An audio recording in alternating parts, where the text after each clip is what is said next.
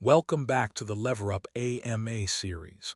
I'm Marcus, and today we are going deep, and I mean actually deep, into one of the more mathematically interesting pieces of the LeverUp protocol, the cubic open interest funding model. My guest is James from the LeverUp team. James, thanks for being here. Good to be here, and I'll warn you up front, this episode has real math in it. We're going to work through actual numbers.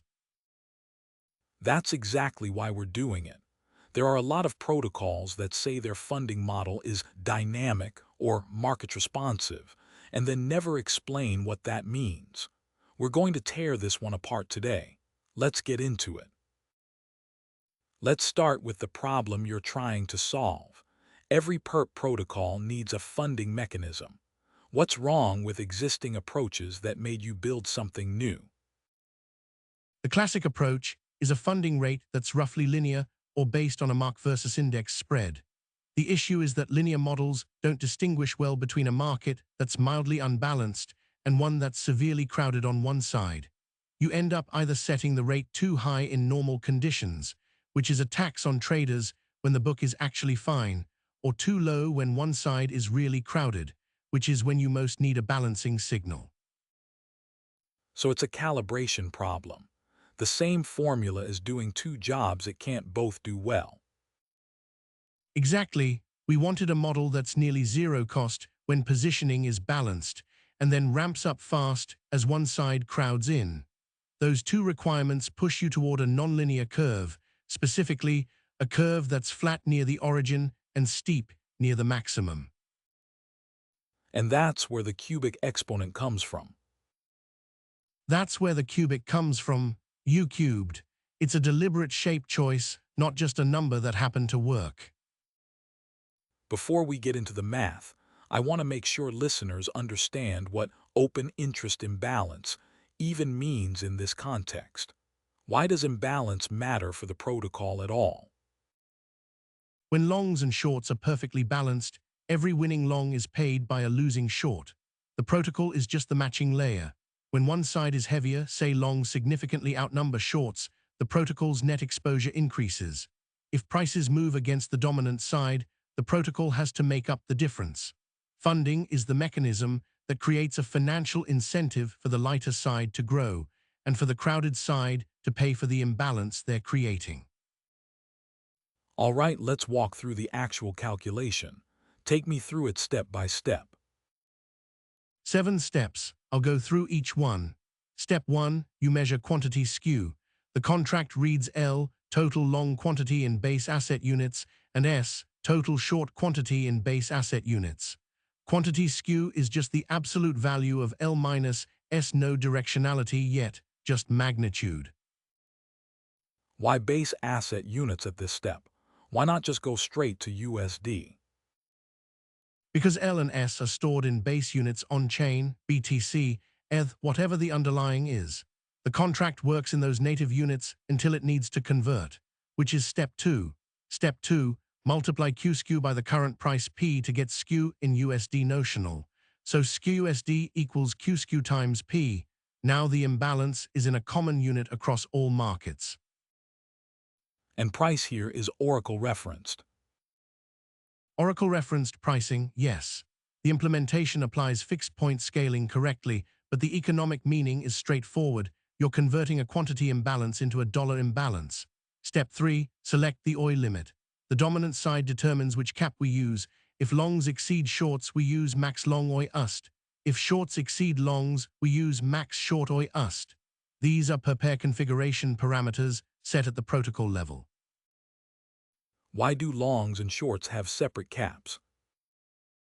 Because the risk profile isn't necessarily symmetric. A protocol might want to allow more long exposure in a market than short exposure, or vice versa, based on liquidity conditions and risk parameters. Separate caps give the configurator that flexibility. Okay, so now we have skew USD and we have OI limit. What happens next? Step 4, normalize. U equals min, skew USD, OI limit, divided by OI limit. The min function is there to cap U at 1. You can't exceed 100% utilization in the formula even if the raw skew somehow exceeded the cap. So U is always in the range 0 to 1. That normalization is doing something important. It means a BTC market with a $50 million cap and an altcoin market with a $5 million cap both feed the same curve at the same U value. Exactly right. The scale difference is absorbed by the cap, not by the formula. A 70% utilized BTC market and a 70% utilized altcoin market produce the same signal value, 0.343. Then the pair-level rate parameters determine how that signal maps to an annualized rate. The curve itself is universal. That's actually elegant. You decouple market size from the shape of the rate response. That was the intent, and it means when you look at utilization across different markets in the UI, you're looking at genuinely comparable numbers. Step 5, apply the cubic. Signal equals U3, that's it. That's the core of the model. Let's look at what that does concretely. You have a table in the article. Walk me through the numbers. At 10% utilization, U is 0.1, U cubed is 0.001, that's 0.1%. Essentially nothing. A mildly unbalanced book barely moves the needle. At 50% utilization, U cubed is 0.125, 12.5% of maximum signal. You're halfway to the cap in quantity terms, but you're only at an eighth of maximum signal. At 80% utilization, U cubed is 0.512, over half of maximum signal. Now you're paying real cost.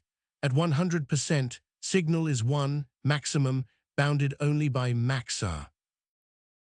So the curve is intentionally weighted toward the high end. Traders at moderate imbalance pay almost nothing extra. Traders crowding one side hard pay exponentially more. That's the design. The balancing incentive is strongest exactly when it's most needed, when the book is actually at risk. Now let's get to step 6. How do you go from a signal to an actual rate? Each pair has 3 funding configuration parameters. F is the full utilization funding rate per second. We display it as annualized in the UI and in examples, but the contract works in per second values. Min is the minimum per second rate. Max is the maximum per second rate. Raw rate is F times U3, then you clamp it. Ratabs equals clamp, raw rate min max. Direction is determined by who's dominant. If longs exceed shorts, longs pay rate is positive. If shorts exceed longs, shorts pay rate is negative. If the book is balanced, the rate is 0. The clamp is interesting. Why do you need a minimum rate? If the book is balanced, shouldn't the rate be 0? The minimum applies when the book is imbalanced. It prevents the effective rate from being arbitrarily small due to low signal, even when there is a directional imbalance. It's a floor on the rate when funding is active, not a floor that applies when the book is perfectly balanced. At 0 skew, the rate is 0. Once skew is non-zero and funding is triggered, the rate is at least min. Got it, and Maxar is a protection against extreme scenarios. Right, even at 100% utilization with full signal, the rate can't exceed maxa. It keeps the cost predictable at the extremes. Step 7 is the accrual and settlement. This is where the math actually hits the trader's account. Walk me through it. The contract maintains a per pair accumulator. Every elapsed second, the accumulator advances by R times delta, rate times time elapsed.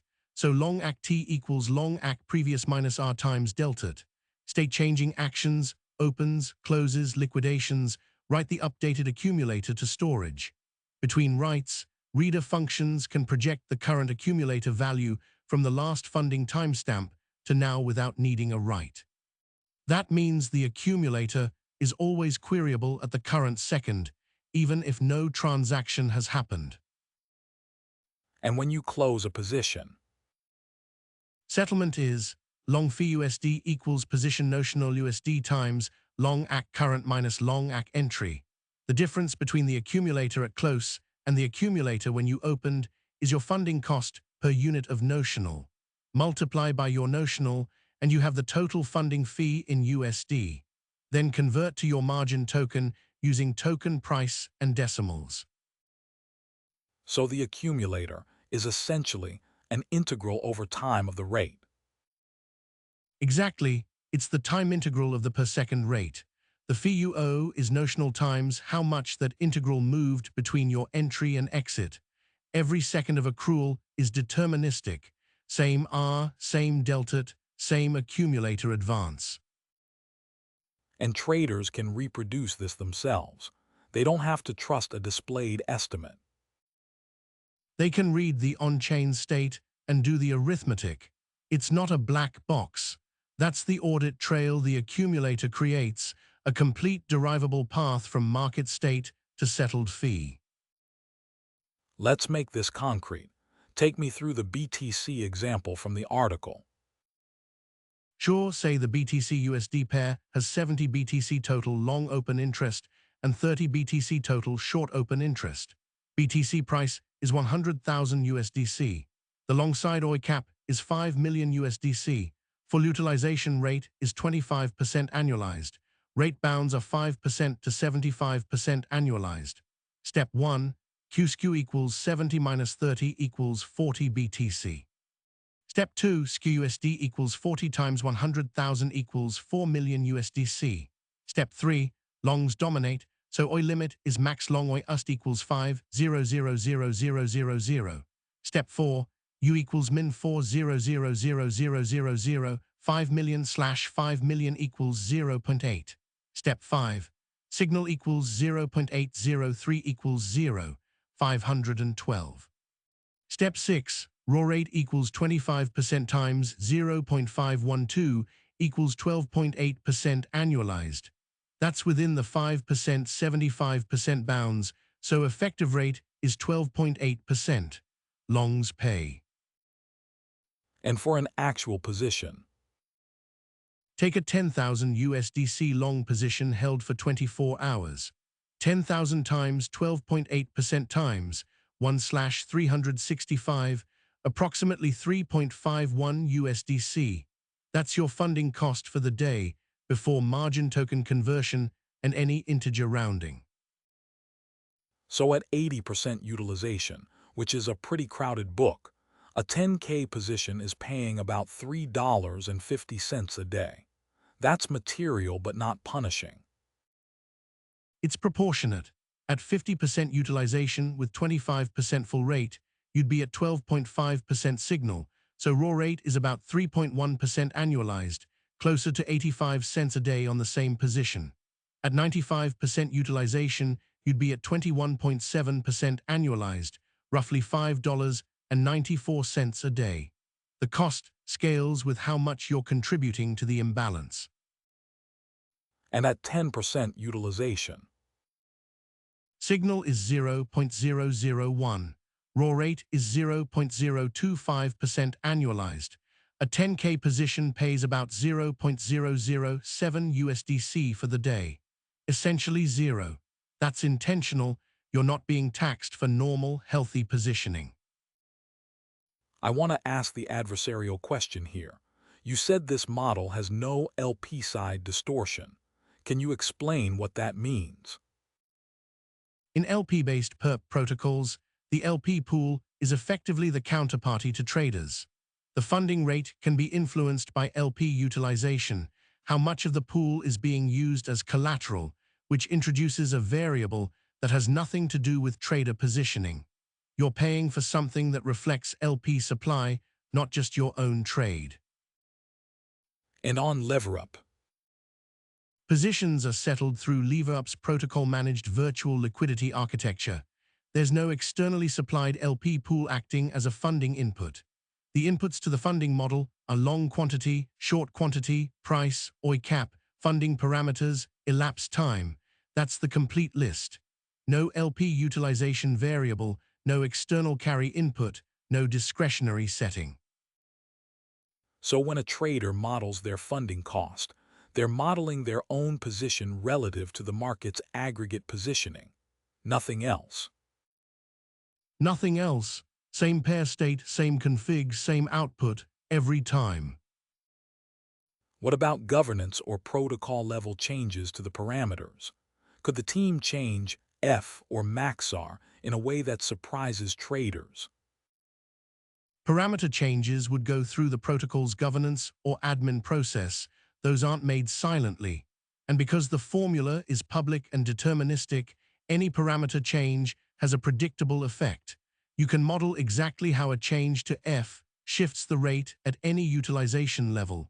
There's no ambiguity.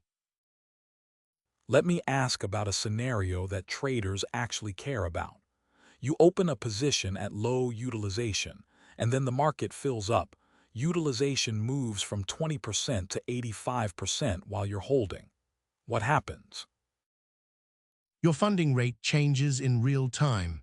The accumulator advances at the new rate from the moment utilization crosses each threshold. You don't lock in your entry rate. The funding you owe at settlement reflects the rate at every point during your hold, integrated over time. So if you entered at low cost and the market got crowded, you pay the higher rate for the period when utilization was high. Correct, the accumulator captures the full history. Long ACK current minus long ACK entry reflects every second of rate from your open to your close. You can't avoid the rate that was active while you were holding. Is that queryable before you close? Can a trader see what their current accrued funding is? Yes, because the accumulator can be projected at the current timestamp without a write. You can read your current funding position at any time. The UI surfaces this. You're not waiting for a transaction to know where you stand. That matters a lot for risk management. A trader can see their accruing funding cost in real time and decide whether to stay in or exit. That's exactly the intent. You can model the full cost of carrying a position forward. If utilization is at 80% and you're planning to hold for a week, you can calculate what that costs you at today's rate, stress test it at 90%, and decide accordingly. Last question. Why should an advanced trader or researcher care about this level of detail? If the UI shows a funding rate, why dig into the formula? A few reasons. First, you can verify. The on-chain state is public. You can reconstruct the accumulator yourself and confirm your funding fee before you pay it. If there's ever a discrepancy, you have the tools to investigate. Second, you can anticipate. If you understand the cubic curve, you know that moving from 70% to 80% utilization is a much bigger jump in rate than moving from 20% to 30%. You can position around utilization levels, not just around price. Third, you can identify opportunity. When utilization is low, funding cost is nearly zero. That's a signal. When utilization is high, the rate is a meaningful headwind, and it's also a signal that a lot of traders are crowded on one side, which has its own implications. The formula is a window into market positioning. It's a window into positioning, and it's also a window into where funding cost is going. Both are useful inputs. James, this has been a genuinely educational episode. Let me summarize what we covered. The cubic OI funding model takes the raw imbalance between long and short open interest, converts it to USD notional, normalizes it against the per pair OI cap to get a utilization value between 0 and 1, then applies a cubic function to that utilization. The cubic shape means funding is near zero at low utilization and ramps sharply only as one side crowds the book. The resulting signal is multiplied by the full utilization rate parameter, clamped within configured bounds, and accrued per second through an on-chain accumulator. At position close, the fee is notional times the accumulator's movement from entry to exit. In the concrete example, 70 BTC longs versus 30 BTC shorts at 100K with a 5M cap, that's 80% utilization, 51.2% signal, 12.8% annualized rate, 3.51 USDC per day on a 10K position. The full formula is in the article linked below. If you want to go further, the LeverUp docs have the fee breakdown and pair-level parameters. And the model is fully on-chain. You can verify every number yourself. That's the point. That's the LeverUp AMA. See you next time.